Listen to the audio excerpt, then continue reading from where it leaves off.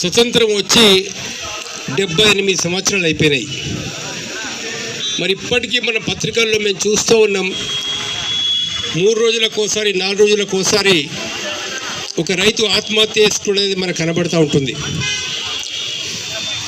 నిరుద్యోగులు ఎక్కడో ఒక చోట ఆత్మహత్య చేసుకున్నారు అనే విషయం మనకు తెలుస్తూ ఉంటుంది.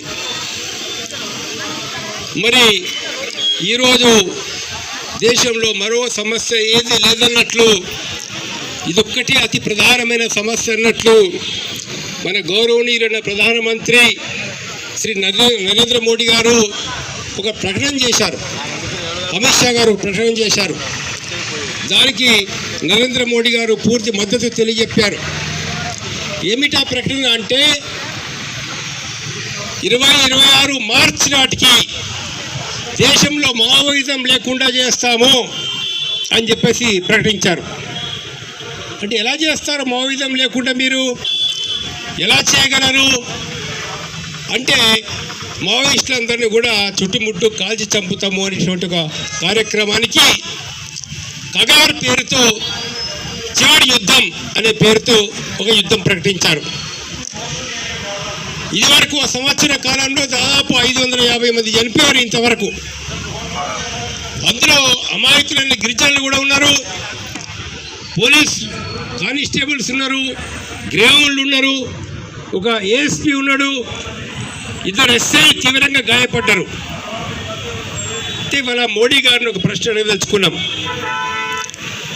అయ్యా, మీరు ఒక గడువు నిర్ణయిస్తే మరి ఈ దేశంలో ఇంకా మత్తు పదార్థాలు సరఫరా జరుగుతున్నాయి, గాంజా సరఫరా జరుగుతున్నది, డ్రగ్స్ ఇస్తున్నారు, హై స్కూల్ పిల్లలకు కూడా డ్రగ్స్ దొరుకుతున్నాయి. నేను డ్రగ్స్ నిర్మూలిస్తా, మార్చి 26 నాటికి నేను డ్రగ్స్ నిర్మూలిస్తాను నువ్వు చెప్పుంటే మేము సంతోషించేవాళ్ళం. అయ్యా, ఈ దేశంలో ఇంకా మహిళల మీద అత్యాచారాలు జరుగుతున్నాయి, అనేక చోట్ల మహిళల మీద అత్యాచారాలు జరుగుతున్నాయి, మణిపూర్లో కూడా మహిళల మీద అత్యాచారం జరుగుతున్నాయి, మహిళలు నగ్నంగా ఊరేగిస్తున్నారు ఈ దేశంలో.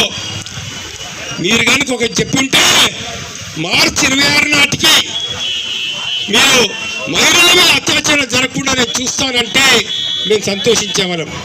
నారాయణమూర్తి గారు వచ్చారు, స్వాగతం. రండి సార్ స్టేజ్ మీదకి.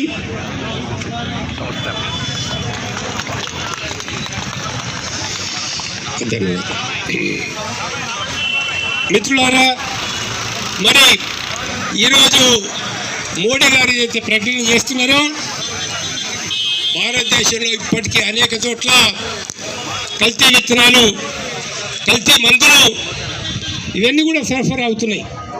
మూర్తి గారు,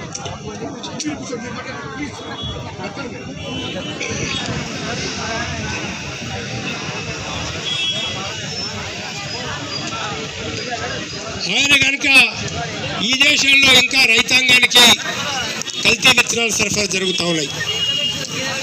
అనేక చోట్ల కల్తీ పత్తి, కల్తీ విత్తనాలు, మిగతా విత్తనాల వల్ల రైతులు నష్టపోతున్నారు. రైతుల మీద ప్రేమ ఉంటే